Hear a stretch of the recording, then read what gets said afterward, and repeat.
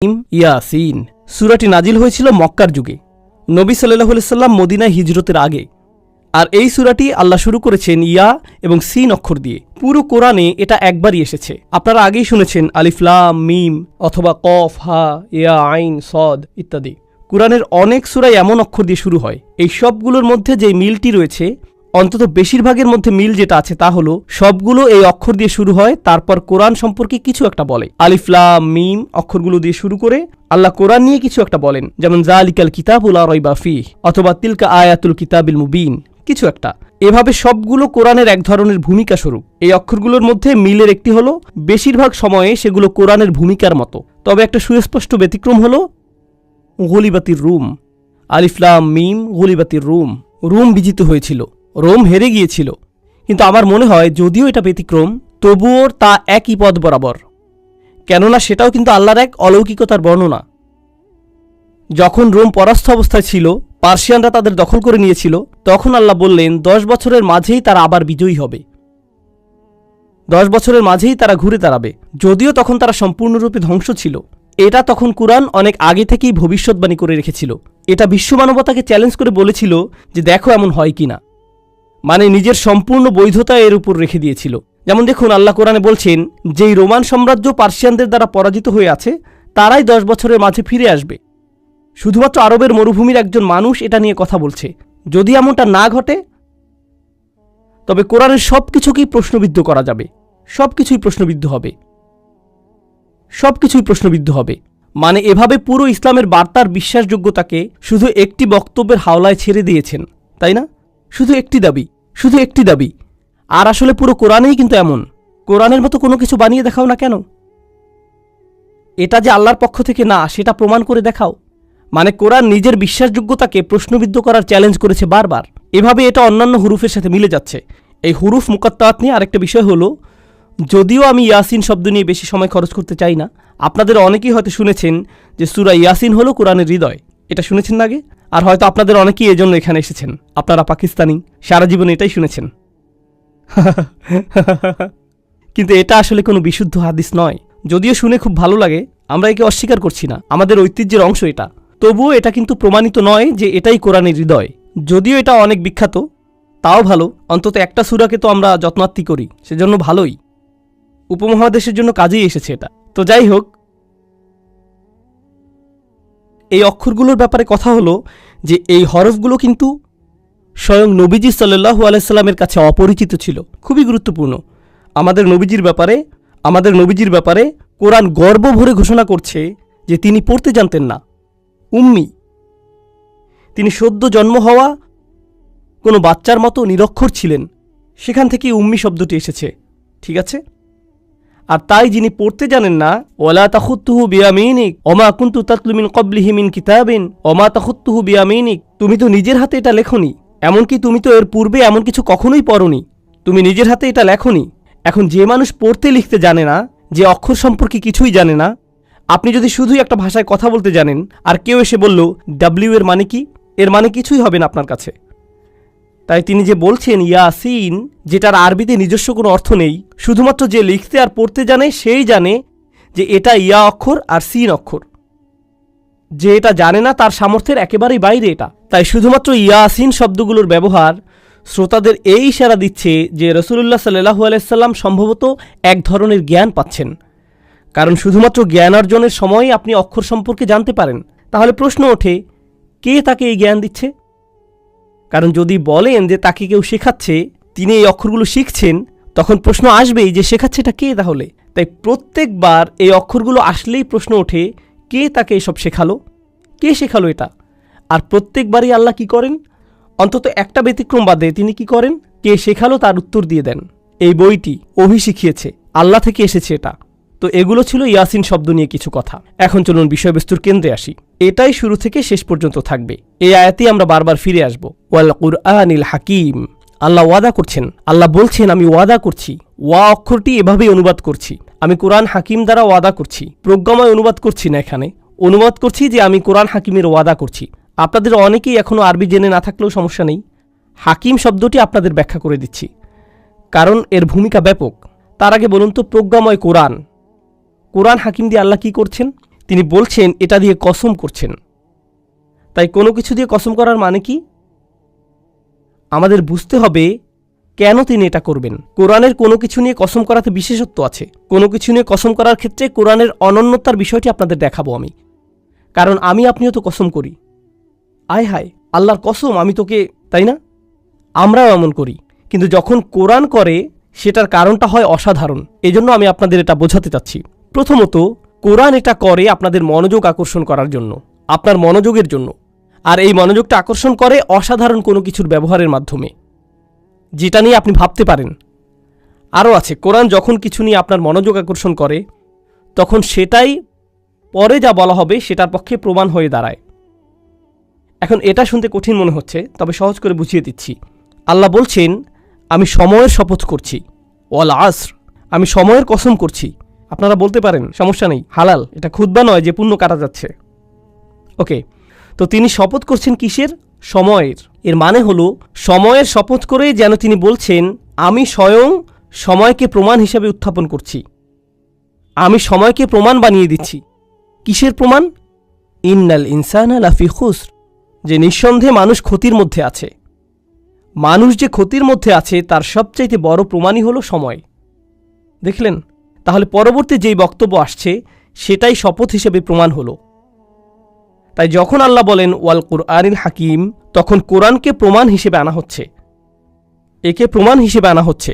যেভাবে সময়কে প্রমাণ হিসেবে আনা হয়েছিল, তেমনি কোরআনকেও কোনো কিছুর প্রমাণ হিসেবে আনা হচ্ছে। তবে আগে কুরআনিল হাকিম নিয়ে কথা বলে নেই। আরবিতে আল হাকিম শব্দের 3টি অর্থ আছে। এর 3টি অর্থ হতে পারে। প্রথমটি আমি বাদ দিয়েছিলাম তখন, প্রজ্ঞা। কোরআন প্রজ্ঞাতে পরিপূর্ণ। দেখুন, প্রজ্ঞা বার্ধক্যের সাথে আসে, খুবই জটিল ভাষায় প্রজ্ঞা প্রকাশিত হয়। প্রাসঙ্গিক হলে তবেই মানুষ প্রজ্ঞাকে উপলব্ধি করতে পারে। অর্থাৎ আমার প্রজ্ঞাময় কোনো কথা যদি আপনার মাথার উপর দিয়ে চলে যায়, তবে একে আপনি কখনোই প্রজ্ঞা মনে করবেন না। তবে আমার কোনো উপদেশ যদি আসলে আপনার উপকারে আসে, তবেই আপনি এই প্রজ্ঞাকে উপলব্ধি করতে পারবেন। এজন্য প্রজ্ঞা বুঝতে হলে তাকে প্রাসঙ্গিক হতে হবে। আর প্রত্যেকবার যখনই নবী সাল্লাল্লাহু আলাইহি সাল্লাম কোরআন তেলাওয়াত করতেন, কেউ সেটা শুনলে সাথে সাথে ধাক্কা খেত যে আরে, এটা তো আমার সম্পর্কেই বলছে, আমাকেই তো উপদেশ দিচ্ছে, আমার ক্ষেত্রে এটা প্রাসঙ্গিক, আমার দরকার অনুযায়ী পরামর্শ দিচ্ছে। তাই কোরআন তার প্রজ্ঞাকে এই নিজের পক্ষে প্রমাণ হিসেবে আনছে। এটা বিশাল বড় কিছু, এতই প্রজ্ঞাময় যে মানুষের কর্ম হতেই পারে না। এটা বিশাল বড় কিছু। এখন দ্বিতীয় অর্থ, হাকিমের আরেকটি অর্থ হল হুকুম, অর্থাৎ যে জিনিসের রায় বা হুকুম দেবার ক্ষমতা আছে, মানে হুকুম বা হাকিম। হাকিম বলতে আরও বোঝায় শাসক বা গভর্নর। তাহলে কোরআন হলো হুকুমে পরিপূর্ণ। এখন বিষয় হলো, একজন মানুষ হিসেবে আমি বলতে পারি যে আমার ব্যক্তিগত জীবনে কোরআন অধ্যয়ন করতে গিয়ে আমার অনেক পুরনো মতামত পরিবর্তিত হয়েছে।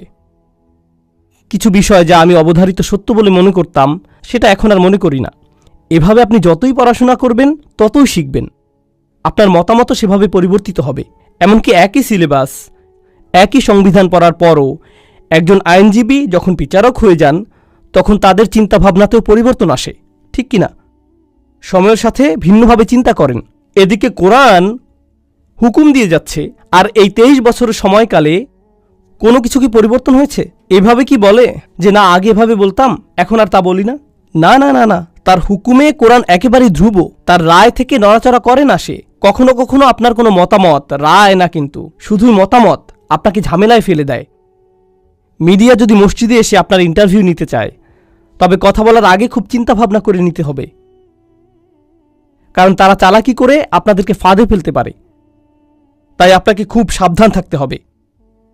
কিন্তু কোরআন যখন কথা বলে, তখন কি পরিণতি নিয়ে চিন্তা করে?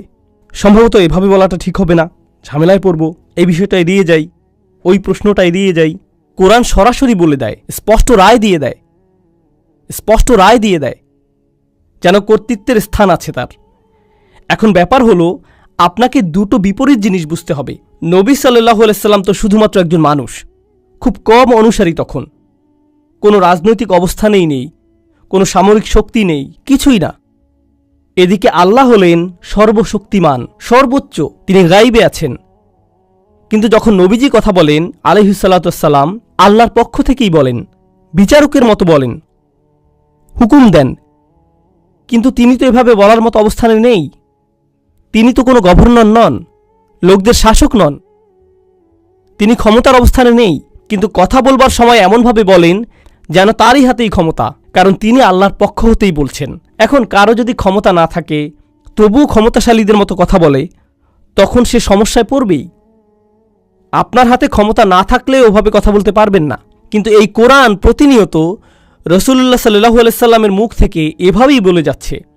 কখনো কখনো কোনো ছাত্র হঠাৎ করে শিক্ষকের বিরুদ্ধে কথা বলে ফেলে, কিংবা কোনো কর্মচারী তার বসের বিরুদ্ধে আওয়াজ তুলে ফেলে, কিংবা ধরুন আদালতে বসে থাকা কোনো বাদী বিচারকের বিরুদ্ধে আওয়াজ করে বসল, বা পুলিশ অফিসার তার স্বর উঁচু করে চিফের বিরুদ্ধে কথা বলল, বা হোয়াইট হাউসের কোনো কর্মচারী প্রেসিডেন্টের বিরুদ্ধে বলে উঠল। এরকম একবার হতেই সে ক্ষমা চাওয়া শুরু করে, সরি সরি সরি সরি আমি বুঝতে পারিনি, এমন হয় কি না, এমন হয় কি না। কিন্তু কোরআনের বেলায় সে স্বর উঁচু করছে, সেখানে ক্ষমতাশালীরা আবার এত রেগে যাচ্ছে, কিন্তু কোরআন কি ক্ষমা চায় না, আবারও বলে, এরপর আবার বলে। এটা হলো হাকিম শব্দের দ্বিতীয় অর্থ। কোরআন কর্তৃত্বপূর্ণ, কোরআন রায় প্রদান করে, কোরআন কারোই পরোয়া করে না, প্রত্যেকবার একই কাজ করে। দ্বিতীয়টি হলো এটি হুকুম দেয় কোনো পরোয়া ছাড়াই। আর তৃতীয় অর্থটি হলো আমার সবচেয়ে পছন্দ, এটা ইহকাম বা মুহকামের সাথে সম্পৃক্ত। ইহকাম অর্থ হলো কোনো কিছুকে বেঁধে ফেলা, কোনো একটা বুনন তৈরি করা, ঠিক আছে, গাঁথুনির মতো বা এরকম কিছু, মানে যেখানে প্যাটার্ন আছে। যখন এরকম লম্বা প্যাটার্ন থাকে তাকে আরবিতে ইহকাম বলে। জিনিস যখন একে অন্যের সাথে বাঁধা থাকে তাকেও ইহকাম বলে। কোনো কাজ যখন সম্পূর্ণ শেষ হয়ে যায়, যেমন ধরুন এই দেয়ালে কিছু কাজ হয়েছে দেখতে পাচ্ছেন, এখন এই দেয়ালের কাজ যদি শেষ না হয়ে থাকে তবে তা মুহকাম নয়। কিন্তু যদি কাজ পুরোপুরি শেষ হয়, দেয়ালের সবকিছু সম্পূর্ণরূপে সুন্দরভাবে শেষ হয়েছে, তখন তাকে হাকিমও বলা হয়। ওটার আরেকটা অর্থ এটা, অর্থাৎ কোরআনকে অতি নিখুঁতভাবে বুনন করা হয়েছে, সবকিছুর সাথে অতি নিখুঁতভাবে সংযুক্ত। অনেক সময় রাজনীতিবিদরা বক্তৃতা দেয়, সে বক্তৃতার লেখক থাকে, জানেন আপনারা, মানে যেমন প্রেসিডেন্ট নিজে নিজের বক্তৃতা লেখেন না, তার জন্য আলাদা লেখক আছে। কিন্তু তার প্রতিপক্ষ 5 বছর আগের কোনো বক্তব্য দেখিয়ে সেখান থেকে একটি অংশ নিয়ে বলতে পারে 2010 সালে আপনি এটা বলেছিলেন, কিন্তু এখন বলছেন উল্টো, যদিও তখনও আরেকজন বক্তৃতা লেখক ছিল, কিন্তু সে ভুল করে ফেলেছে। এখন প্রতিপক্ষ তার বিরুদ্ধে এটা নিচ্ছে, এমন কি হয় না? কিন্তু দেখুন কোরআনের বুনন কত শক্তিশালী ও নিখুঁত। আপনি বলতে পারবেন না যে ওখানে এটা বলছে আবার এখানে এটা বলছে, সবকিছুর নিখুঁত সংযোগ আছে। এমনকি আল্লাহ কোরআনে যা বলছেন তার সাথে নবীজির কথাও পুরোপুরি মিলে যায় সাল্লাল্লাহু আলাইহি সাল্লাম, পুরোটাই নিখুঁত বুননে আছে। তো এটা হলো তৃতীয় অর্থ। তাহলে চলুন আবারও দেখি ওয়াল কুরআনিল হাকিমের 3টি অর্থ তাহলে কি কি? প্রজ্ঞা, এটা হুকুম দেয়, আর নিখুঁত বুননে বিদ্যমান। সবকিছু একে অপরের সাথে নিখুঁতভাবে সংযুক্ত, কোনো শিথিলতা নেই এখানে, এমন কোনোই শব্দ নেই যেটা ভুলে পড়ে গেছে। সবকিছু গাঁথনি নিখুঁত, একদম ঠিক অবস্থানেই আছে, অতিরিক্ত নিখুঁত এই কোরআন। এই সব কিছুই আবার অন্য কিছুর প্রমাণ। এগুলো কিসের প্রমাণ? প্রমাণ এটাই যে কোনো সন্দেহ নেই আপনি, অর্থাৎ মুহাম্মদ সাল্লাল্লাহু আলাইহি সাল্লাম, নিঃসন্দেহে যাদের পাঠানো হয়েছে আপনি তাদের একজন। এই কোরআনই চূড়ান্ত প্রমাণ যে এটা আপনার নিজের বানানো কিছু নয়, কোনোভাবেই এটা আপনার নিজে নিজে করা সম্ভব না। এখন আমাদের বুঝতে হবে কেন এই প্রমাণ। কারণ একজন মানুষের তুলনায় কোরআনের প্রজ্ঞা অতিরিক্ত বেশি, এটা অসম্ভব। এর মধ্যে কর্তৃত্বের অবস্থান হতে হুকুম এতই বেশি যে কোনো একজন মানুষের পক্ষে তা সম্ভব নয়। বছরের পর বছর, দিনের পর দিন নিজেকে আরও বেশি বিপদে কোনো মানুষই ফেলে না। কোনো মানুষ কথা বলার কারণে ঝামেলায় পড়লে পরের দিন আরও বেশি কথা বলে নাকি কম কথা বলে, চেপে যায়, অথবা বিষয় বদলে ফেলে, কিংবা অন্য কোনো শহরে চলে যায়। অথচ তিনি একই লোকদের কাছে বারবার যাচ্ছেন, তারা আরও বেশি করে অপমান করেই যাচ্ছে। শুধু আপনি চান বলে এমন করছেন তা হতেই পারে না। আপনি একা নন, আপনাকে পুশ করা হয়েছে, আপনাকে মিশন দেয়া হয়েছে সাল্লাল্লাহু আলাইহি সাল্লাম। আর 3 নম্বরটা ছিল যে অন্য কোনো কথার মতোই নয়। ব্যাপারটা যোগাযোগ মনোবিজ্ঞানের দৃষ্টিকোণ থেকে বোঝার চেষ্টা করুন, খুবই মজার জিনিস, ঠিক আছে?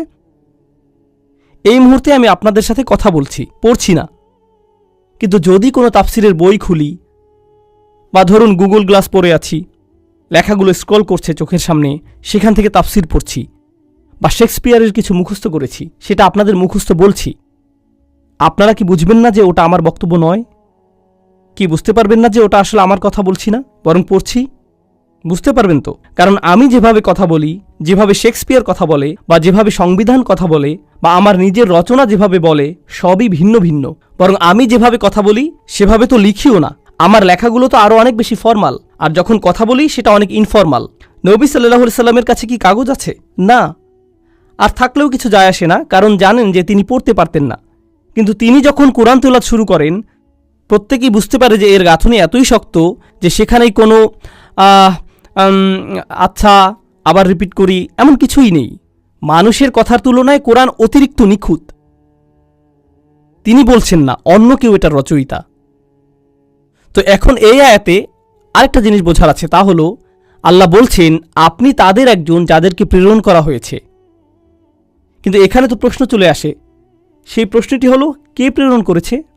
আল্লাহ তো বলেননি ইন্নাকা লামিনাল মুরসালিনা মিনাল্লাহ, তিনি তো মিনাল্লাহ যোগ করেননি। তিনি তো বলেননি যে আপনি আল্লাহর পক্ষ হতে প্রেরিতদের একজন। আল্লাহকে এখানে উল্লেখ করা হয়নি, শুধুই উল্লেখিত হয়েছে যে এটা হচ্ছে কোরআন, অবিশ্বাস্য এক তেলাওয়াত, এটা হিকমতে পরিপূর্ণ, হুকুম দেওয়ার ক্ষেত্রেও প্রচণ্ড সাহসী, প্রচণ্ড শক্ত গাঁথনি এর। এটা তার পক্ষ থেকে হতেই পারে না, কেউ না কেউ তাকে প্রেরণ করেছে। আমরা এখনো জানি না তিনি কে, বুঝতে পারছেন? তাহলে রহস্য তৈরি করা হয়েছে, তবে উত্তর দেয়া হয়নি এখনো। আর সামনে আগানোর আগে আরেকটা জিনিস বলতে চাই, ইন্নাকা লামিনাল মুরসালিন নিয়ে আরো 3টা জিনিস। আল্লাহ কার সাথে কথা বলছেন? তিনি বলছেন নিঃসন্দেহে তুমি প্রেরিতদের একজন। তাহলে কার সাথে কথা বলছেন? তিনি নবীজির সাথে কথা বলছেন।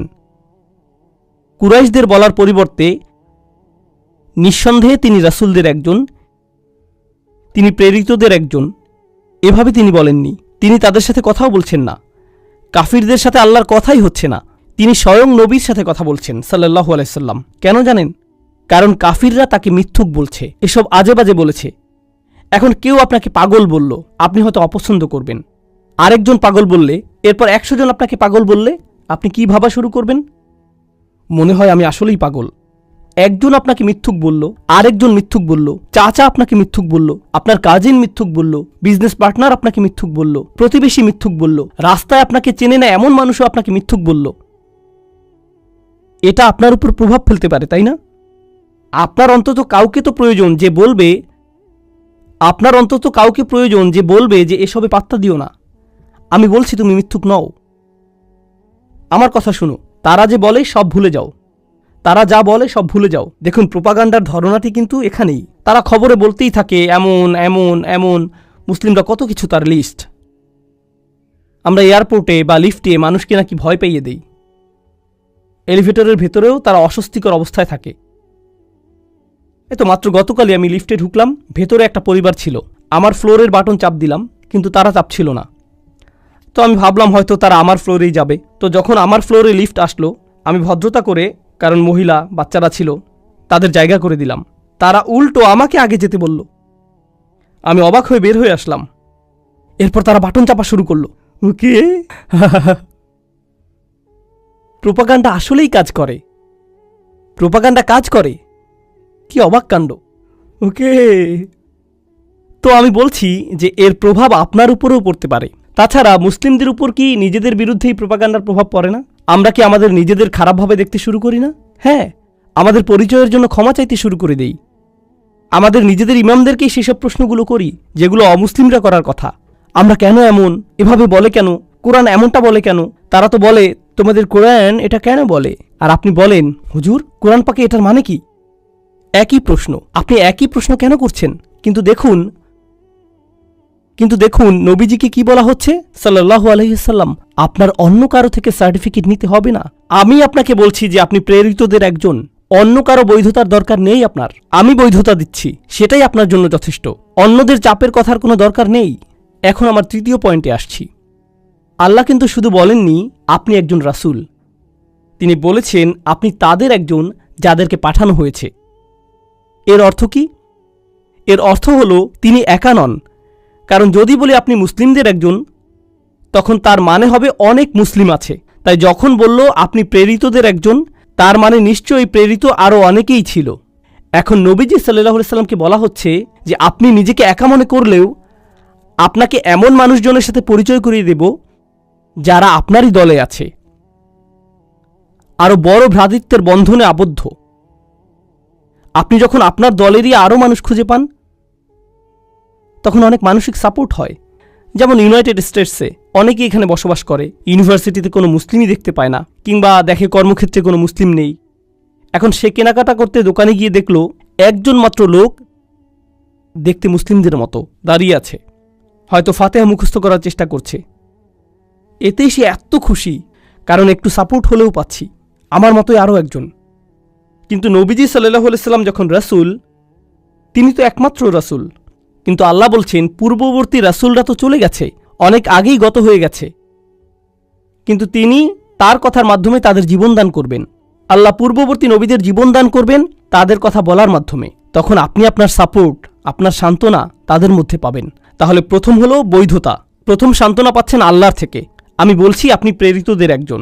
আর দ্বিতীয়টি হলো তাকে বলে দেয়া হচ্ছে যে শুনুন, আপনি একটি দলের অংশ, তাদের মাঝেই আপনি প্রচুর সাপোর্ট পাবেন। আর তাই ইন্না শব্দটি প্রথমে এসেছে। কোনো সন্দেহ নেই আপনি হলেন প্রেরিত রাসূলদের একজন, কারণ সন্দেহ পোষণকারী অনেক আছে, কিন্তু আপনি কখনো সন্দেহ করবেন না। এখন এই আয়াত নিয়ে শেষ কথা, ইন্নাকা লাবিনাল মুরসালিন। সব আয়াত এত লম্বা হবে না, সব আয়াত এত লম্বা হবে না, ভয় পাবেন না। যদিও আমাদের আরও ৮৩টি আয়াত পড়তে হবে, তবে আমি সূরাটির শুরুতে এর চিন্তাভাবনাটি দেখাতে চাই। এরপর একটি থেকে পরেরটি, সেটা থেকে পরের আয়াত কিভাবে প্রবাহিত হয় সেটাও দেখাতে চাই। এটাই আমার কাজ এখানে ইনশাআল্লাহ। তো এই আয়াত নিয়ে শেষ যে কথাটি বলতে চাই তা হলো, মুরসাল শব্দটি কিন্তু রাসূল হতে ভিন্ন। রাসূল শব্দের অর্থ হলো বার্তাবাহক, সহজ অনুবাদ। আর তাই কোরআনের কিছু দুর্বল অনুবাদে বলে যে আপনি রাসূলদের একজন, সেটা আসলেই ঠিক নয়। আরবিতে মুরসাল হলো ইসমে মাফউল, যার মানে যাকে প্রেরণ করা হয়েছে, কাউকে পাঠানো হয়েছে। এখন বার্তাবাহক আর পাঠানো হয় এমন একজন, এই দুইটার মাঝে কিন্তু তফাত আছে। আমি যদি বার্তাবাহক হই তবে বার্তা নিজের পক্ষ থেকেই দিতে পারি, হতেই পারে নিজের বার্তার বার্তাবাহক আমি হতে পারি। কিন্তু যদি আমি প্রেরণকৃত হই তাহলে এর অর্থ দাঁড়ায় আমার বার্তাটি অন্য কারো কাছ থেকে এসেছে, অন্য কারো কাছ থেকে এসেছে, আমার পক্ষ থেকে নয়। আমাকে এটার দায়িত্ব দেয়া হয়েছে।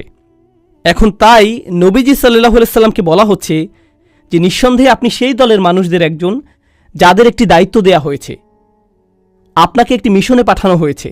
আপনি এটা পছন্দ করেন বলে বা চান বলে বা অন্য কোনো এজেন্ডা আছে বলে তেলাওয়াত করছেন না, বরং আপনার প্রাথমিক উদ্দেশ্য হলো আল্লাহর বান্দা হওয়া আর তার আদেশ পালন করা। তিনি এই কিতাব শুরু করেছেন ইকরা বিসমি রাব্বিক, আপনার রবের নামে পড়ুন, কর্তৃত্বের পদে থেকে।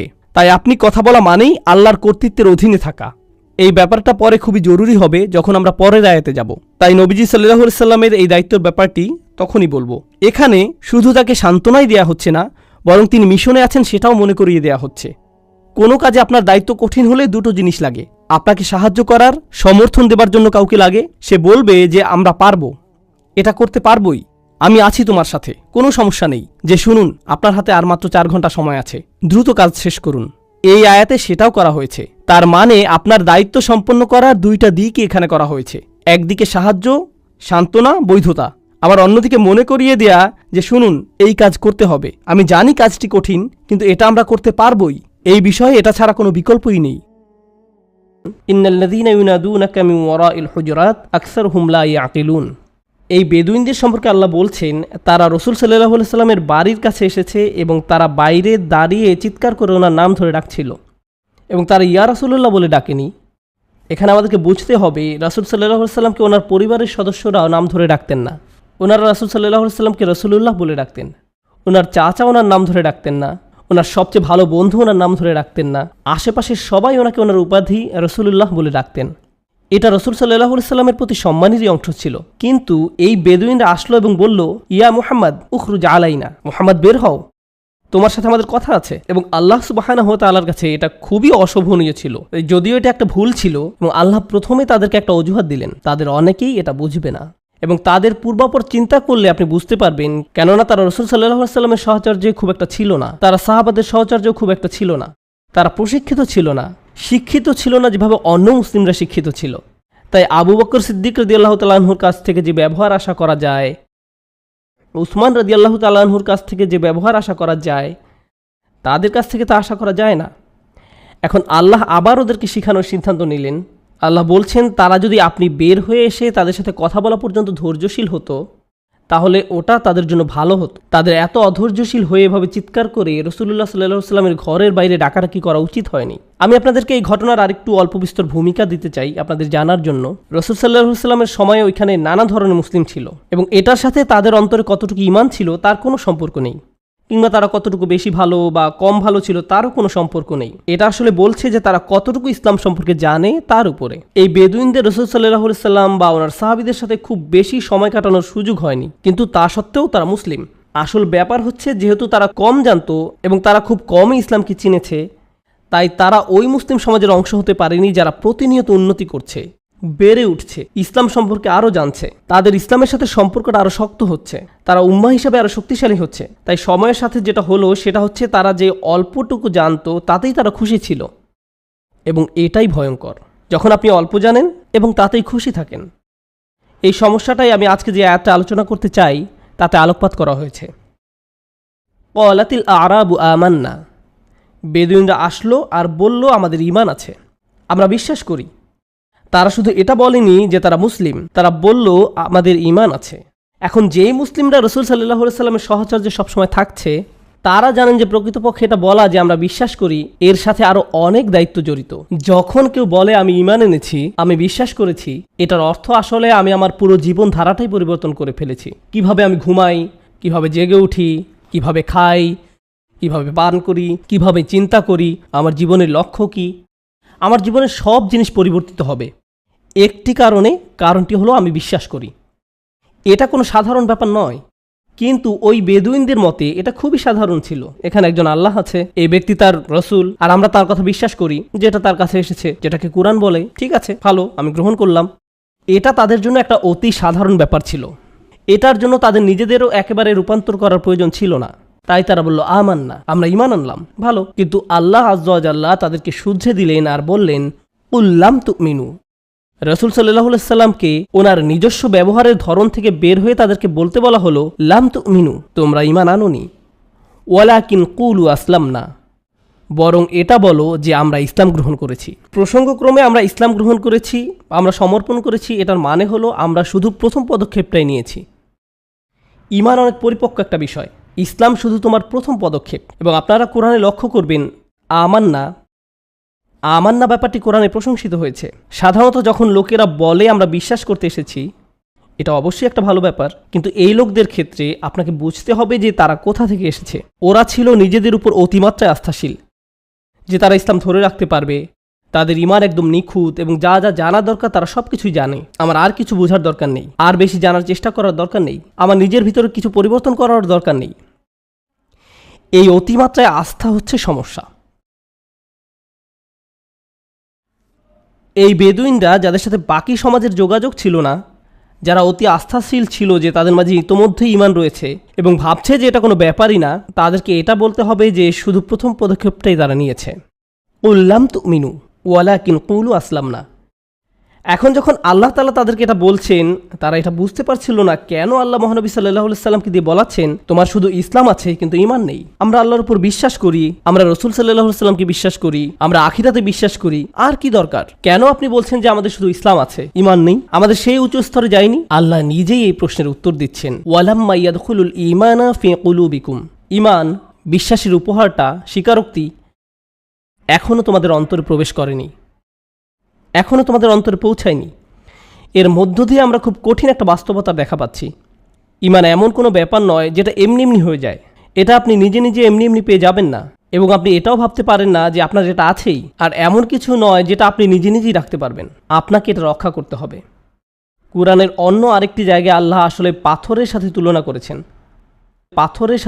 করেছেন, যার একেবারে গভীরে রয়েছে পানি, এবং আল্লাহ এই পানিটিকে ঈমানের সাথে তুলনা করেছেন। এখন আল্লাহ এই আয়াতে আমাদেরকে বলছেন যে এই বেদুইনদের জানতে হবে যে তারা এমনি এমনি তাদের ঈমান ধরে রাখতে পারবে না, শুধুমাত্র এই কারণে যে তারা সহজেই ইসলামের ছায়াতলে এসেছে। তারা এত কিছু বক্তব্যের সাথে একমত হয়েছে এবং তারা ভাবছে এটাই তাদের জন্য যথেষ্ট। কেন আমি এটা আপনাদের সাথে শেয়ার করছি? কারণ পুরো বিশ্ব জুড়ে, আমেরিকায়, ইউরোপে, অস্ট্রেলিয়ায়, বিশ্বের অনেক জায়গাতেই, বিশেষত যেখানে মুসলিমরা সংখ্যালঘু, অনেক মুসলিম সমাজেই খুব অল্প সংখ্যক লোকের সমষ্টি, এবং তাদের জন্য জানার বা বেড়ে ওঠার সুযোগ খুবই সীমিত। তাই এই উদাহরণস্বরূপ বলা যায় কোনো জনগোষ্ঠীর বাবা মায়েদের ইসলামিক জ্ঞান অত্যন্ত কম। এটা তাদের দোষ না, তারা ইসলাম সম্পর্কে খুব অল্পই জানে। এরূপ তাদের সন্তান হয়, তাদের সন্তানরা স্কুলে যায়, তারা সেখানে 8 ঘন্টা 10 ঘন্টা সময় কাটায় বাসার বাইরে, বাবারা থাকে কাজে। এই বাচ্চারা বাসায় ফিরে 3-4 ঘন্টা ব্যস্ত থাকে তাদের স্কুলের বাড়ির কাজ নিয়ে। এরপর তারা কিছু ভিডিও গেমস খেলে, টিভি দেখে, এবং যতক্ষণে দিন শেষ হয়ে যায় আপনি আসলে ইসলাম সম্পর্কিত কিছুই করেননি। ন্যূনতম যেটা হয়তো আপনি করেছেন তা হলো তাদেরকে বলেছেন, এই চলো নামাজ পড়তে যাই, অথবা এই চলো মাগরিব নামাজটা পড়ে আসি। ও না, এখন আবার আমাকে নামাজ পড়তে হবে। এবং তারপর এই বাচ্চাটি আসলে ইসলাম সম্পর্কে অত্যন্ত অল্প জানতে পারে, অত্যন্ত অল্প জানে। কারণ তারা যতক্ষণ জাগ্রত থাকে তাদের পুরো সময়টাই যায় মুসলিম বাদে আর অন্য যতভাবে সম্ভব, যাতে তারা ভাবতে পারে যে এটাই জীবনের সবচেয়ে গুরুত্বপূর্ণ। আসলে নির্দিষ্টভাবে ইসলামিক তেমন কিছুরই তারা প্রতিনিয়ত সম্মুখীন হয় না। প্রকৃতপক্ষে এরকম সংখ্যালঘু সমাজে বাচ্চারা যখন স্কুলে যায় তাদেরকে অন্যদের থেকে একদমই আলাদা দেখায়, তারা অন্যদের থেকে একদমই আলাদা ব্যবহার করে, এবং এটা তাদেরকে একদমই একা বোধ করায়। এবং যখন তারা এরকম একাকী বোধ করে তারা ভাবে যে তারা মুসলিম এ কারণেই এমন। তাই অনেক সময় এরকম হয় যে তারা অন্য বাচ্চাদের সামনে নিজেদেরকে মুসলিম হিসেবে পরিচয় দিতেও সংকোচ বোধ করে। তাদের মনে হয় আমাকে এখানে ঠিক মানাচ্ছে না। অন্য বাচ্চাদের সামনে তারা সংকোচ বোধ করে নামাজ পড়তে বা এই ধরনের কিছু করতে। অথবা এমন হয় হয়তো তাদের বন্ধুরা বাড়িতে এসেছে এবং তাদের মা নামাজ পড়ছে, তারা মাকে বলছে যে মা তুমি অন্য ঘরে গিয়ে নামাজ পড়ো।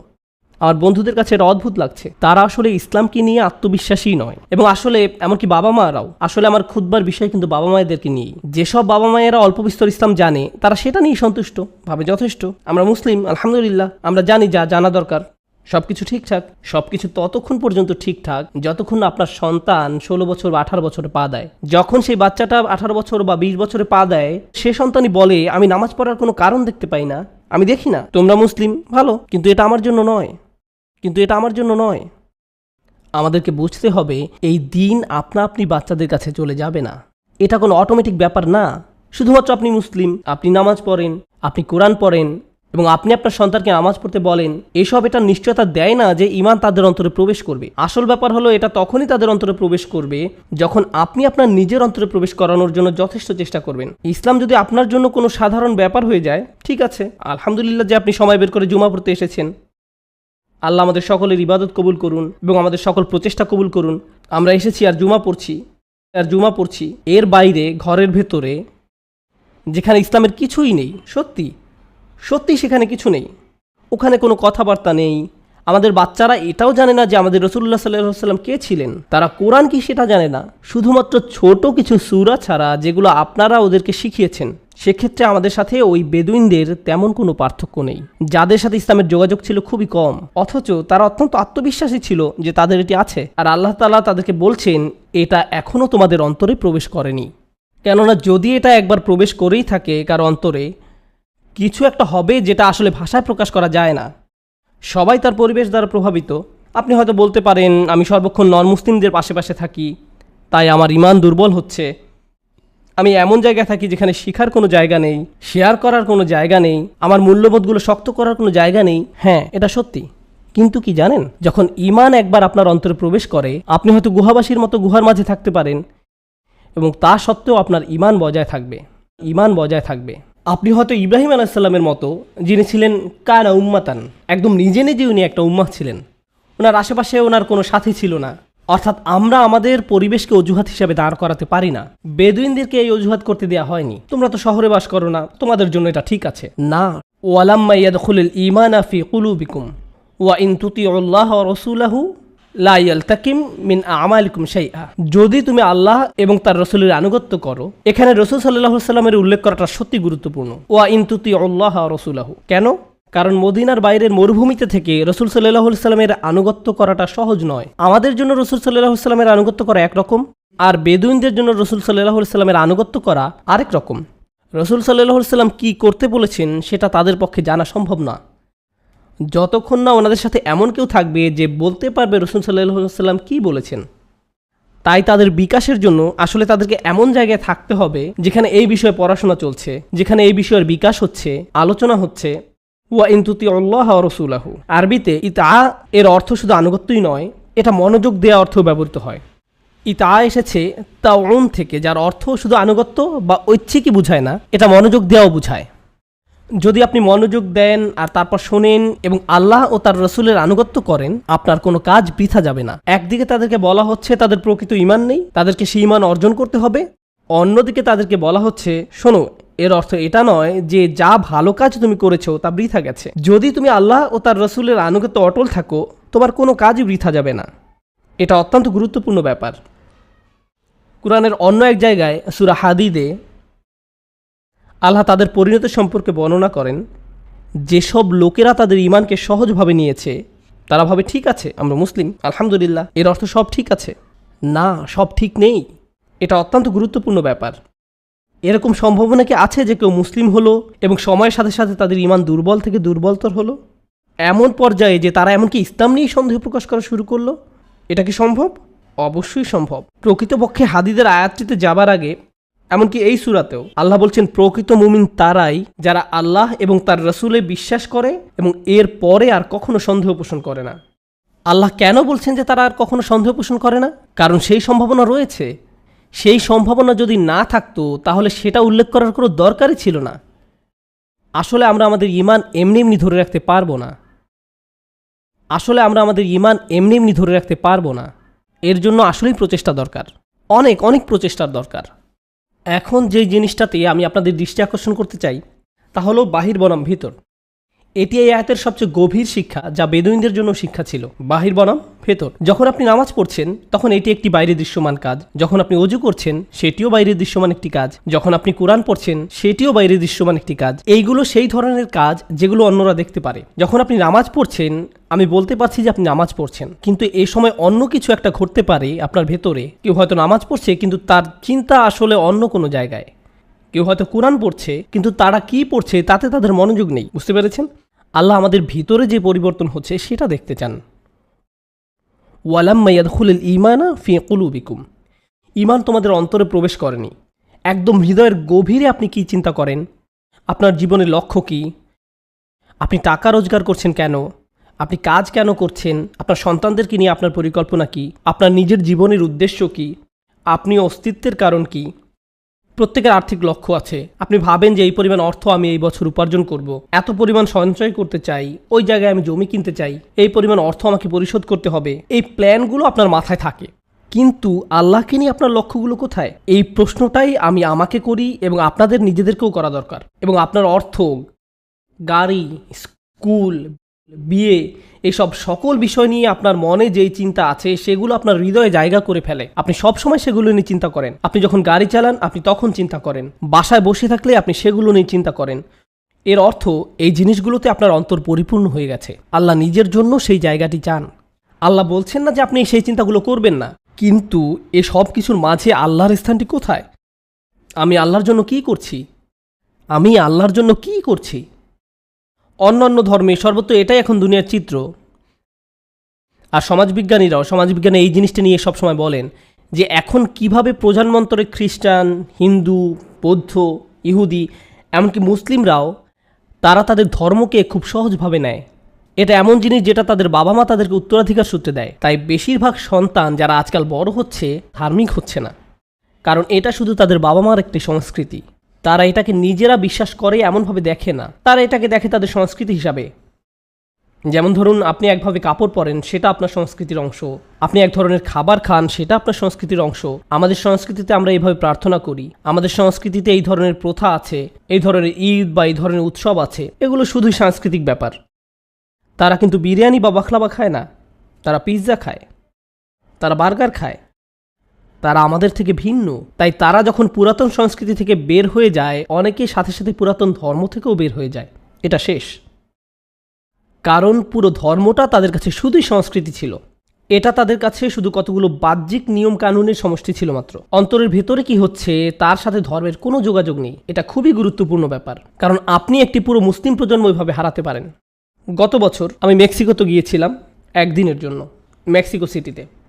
আমি যখন সেখানে ছিলাম, যেটা বিশ্বের সবচেয়ে জনবহুল শহরগুলোর একটি, 38 মিলিয়ন লোকের বাস, আমার মোবাইলে হালাল দোকান খোঁজার অ্যাপস ছিল, যা দিয়ে আমি হালাল দোকান খুঁজছিলাম, কারণ সেখানে আমাকে আরও 6-7 ঘন্টা থাকতে হবে আমার স্ত্রী সহ। আমি 2টা রেস্টুরেন্ট পেলাম, তো আমরা একটা মরক্কান রেস্টুরেন্টে গেলাম। যাই হোক, আমরা গেলাম সেখানে। সেই মরক্কান ভাই এই রেস্টুরেন্টটি চালু করেন 1972 সালের দিকে। এটা তখন সেখানকার 2টা হালাল রেস্টুরেন্টের মাঝে একটা ছিল। এটি ছাড়া আরেকটা পাকিস্তানি রেস্টুরেন্ট আছে।